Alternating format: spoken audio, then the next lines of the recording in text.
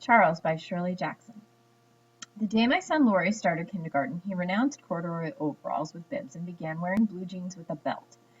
I watched him go off the first morning with the older girl next door, seeing clearly that an era of my life was ended.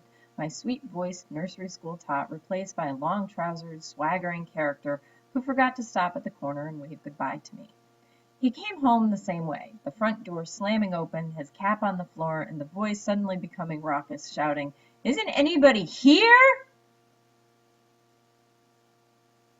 At lunch he spoke insolently to his father, spilled his baby sister's milk, and remarked that his teachers said we were not to take the name of the Lord in vain. "How was school today?" I asked, elaborately casual.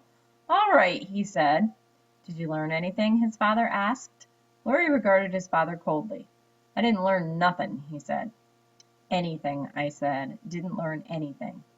"The teacher spanked the boy, though," Laurie said, addressing his bread and butter. "For being fresh," he added with his mouth full. "What did he do?" I asked. "Who was it?" Laurie thought. "It was Charles," he said. "He was fresh. The teacher spanked him and made him stand in a corner. He was awfully fresh."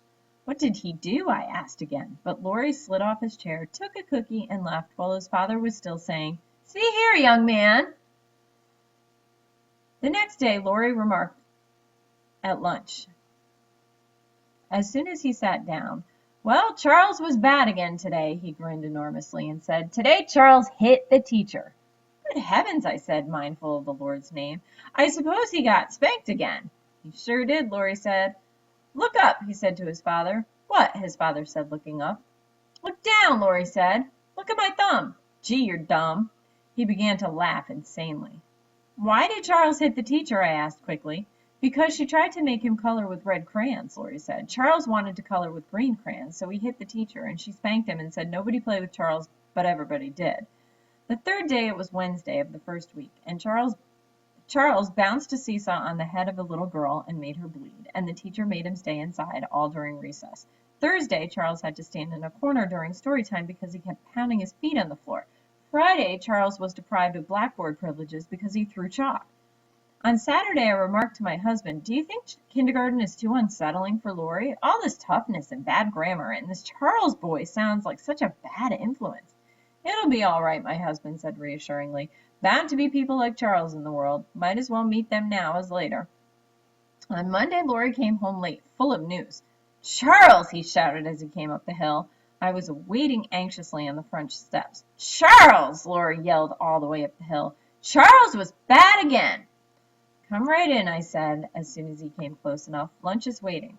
"You know what Charles did?" he demanded, following me through the door. "Charles yelled so in school. They sent a boy in from first grade to tell the teacher she had to make Charles keep quiet.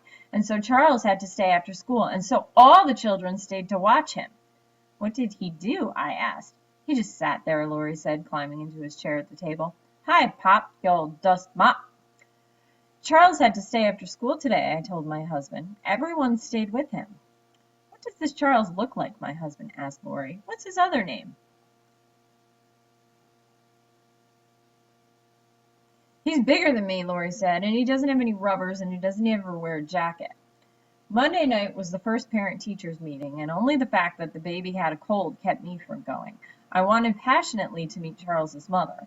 On Tuesday, Laurie remarked suddenly, "Our teacher had a friend come to see her in school today." "Charles's mother?" my husband and I asked simultaneously. "Nah," Laurie said scornfully. "It was a man who came and made us do exercises. We had to touch our toes. Look." He climbed down from his chair and squatted down and touched his toes. "Like this," he said.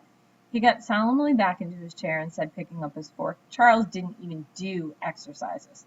"That's fine," I said heartily. "Didn't Charles want to do exercises?" "Nah," Laurie said. "Charles was so fresh to the teacher's friend, he wasn't let do exercises." "Fresh again," I said. "He kicked the teacher's friend," Laurie said. "The teacher's friend told Charles to touch his toes just like I did, and Charles kicked him." "What are they going to do about Charles, do you suppose?" Laurie's father asked him. Laurie shrugged elaborately. "Throw him out of school, I guess." Wednesday and Thursday were routine. Charles yelled during story hour and hit a boy in the stomach and made him cry. On Friday, Charles stayed after school again, and so did all the other children.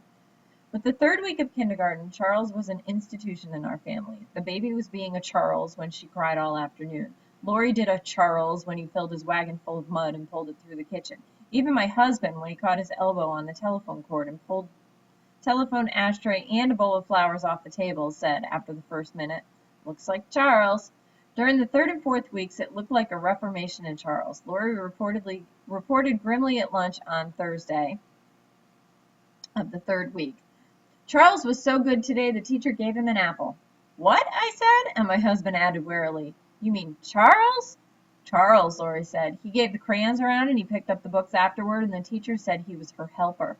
"What happened?" I asked incredulously. "He was her helper, that's all," Lori said and shrugged. "Can this be true about Charles?" I asked my husband that night. "Can something like this happen?" "Wait and see," my husband said cynically. "When you've got a Charles to deal with, this may mean he's only plotting." He seemed to be wrong. For over a week, Charles was the teacher's helper. Each day he handed things out and he picked things up. No one had to stay after school. "The PTA's meeting's next week again," I told my husband one evening. "I'm going to find Charles's mother there." "Ask her what happened to Charles," my husband said. "I'd like to know." "I'd like to know myself," I said. On Friday of that week, things were back to normal.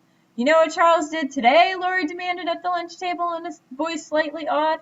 "He told a girl to say a word, and she said it, and the teacher washed her mouth out with soap, and Charles laughed." "What word?" his father asked unwisely. Then Lori said, "I'll have to whisper it to you. It's so bad." He got down off his chair and went around to his father. His father bent his head down, and Lori whispered joyfully. His father's eyes widened. "Did Charles tell the little girl to say that?" he asked respectfully. "She said it twice," Lori said. "Charles told her to say it twice." "What happened to Charles?" my husband asked. "Nothing," Lori said. "He was passing out the crayons." Monday morning, Charles abandoned the little girl and said the evil word himself 3 or 4 times, getting his mouth washed out with soap each time. He also threw chalk. My husband came to the door with me that evening as I set out for the PTA meeting. "Invite her over for a cup of tea after the meeting," he said. "I want to get a look at her." "Only if she's there," I said prayerfully. "She'll be there," my husband said. "I don't see how they could hold a PTA meeting without Charles's mother." At the meeting, I sat restlessly, scanning each comfortable, matronly face, trying to determine which one hid the secret of Charles. None of them looked to me haggard enough. No one stood up in the meeting and apologized for the way her son had been acting. No one mentioned Charles. After the meeting, I identified and sought out Lori's kindergarten teacher.